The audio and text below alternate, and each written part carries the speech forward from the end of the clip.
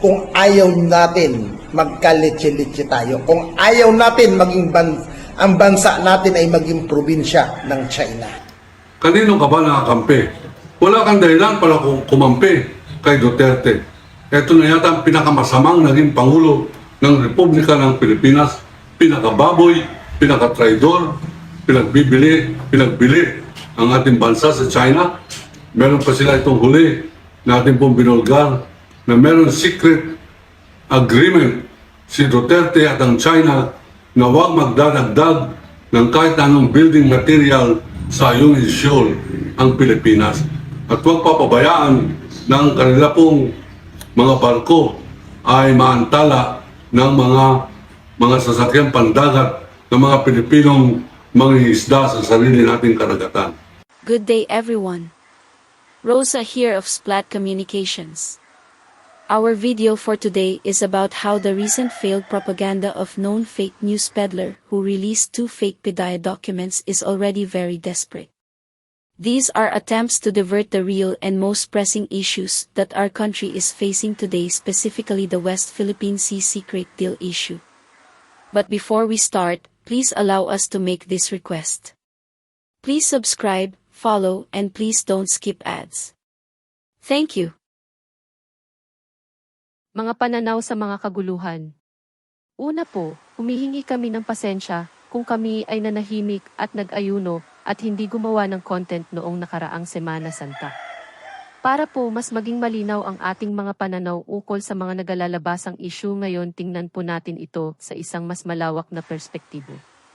Naglabas ng diumano'y ebidensya mula sa PDEA ang kilalang fake news peddler na si Maharlika na magpapatunay sa paratag ni dating Pangulong Duterte na si Pangulong Ferdinand Marcos Jr. ay diumano na sa PDEA watchlist. Agaran naman itong itinanggi ng PDEA at sinabing peke sapagkat walang serial number ang mga ito.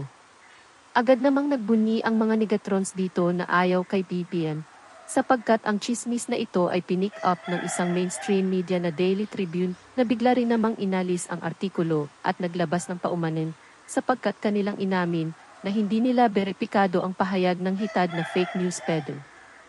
The apology states, Open apology for the unvalidated PDEA document.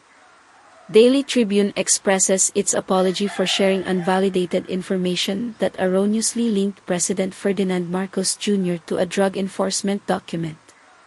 It deeply regrets the harm and confusion of the irresponsible social media material. It understands the importance of upholding the truth and integrity, especially to matters concerning public figures.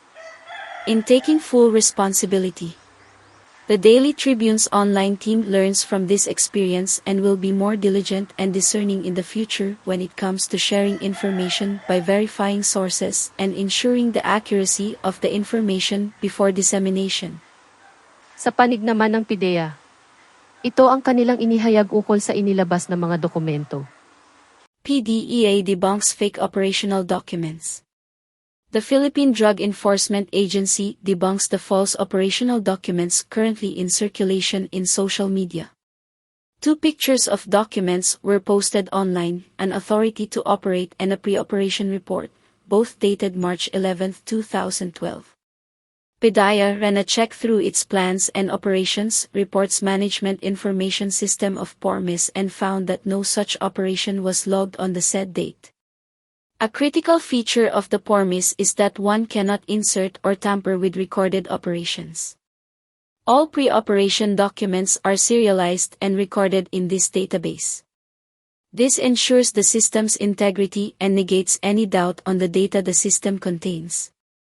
In an age where artificial intelligence can generate realistic fake videos, spurious documents and fantastic claims at having insider information, the public is cautioned to be more careful in believing such fake news.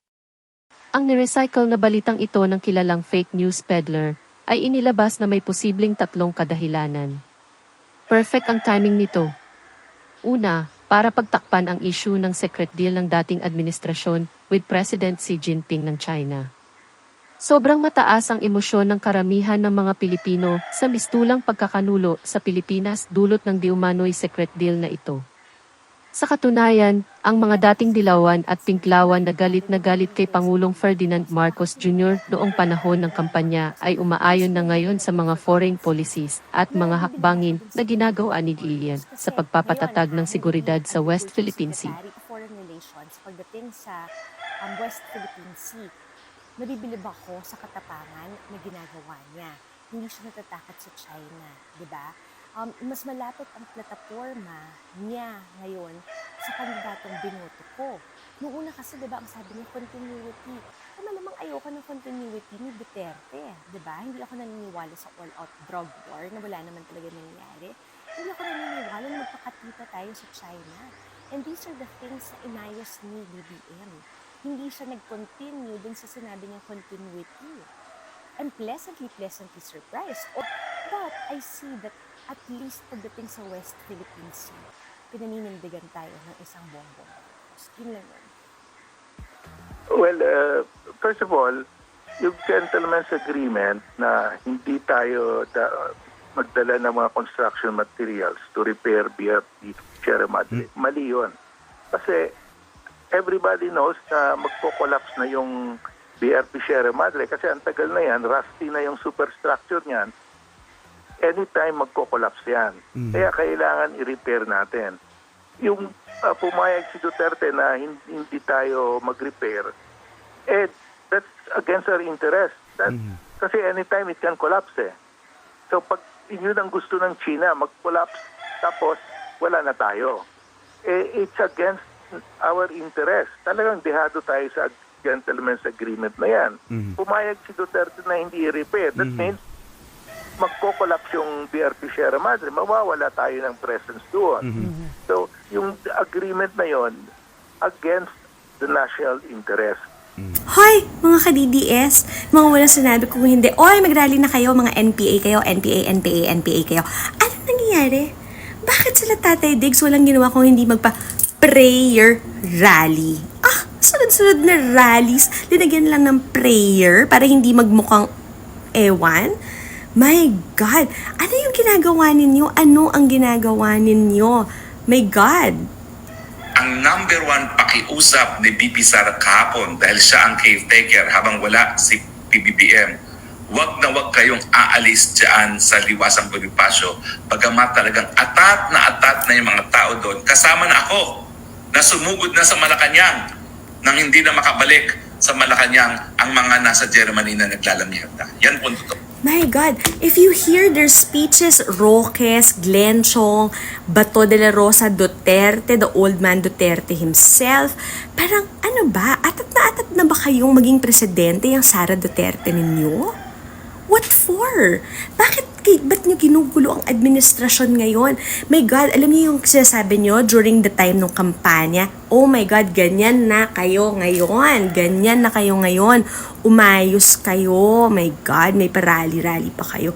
Kung mag-red tag, i-red tag na rin kaya kayo. Ay, nako naman. Ano ba ang end goal ninyo? Really? Anong end goal ng mga rallies na yan?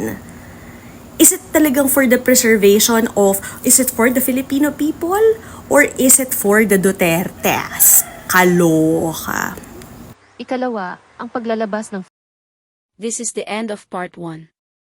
Please follow us again for part 2. What can you say?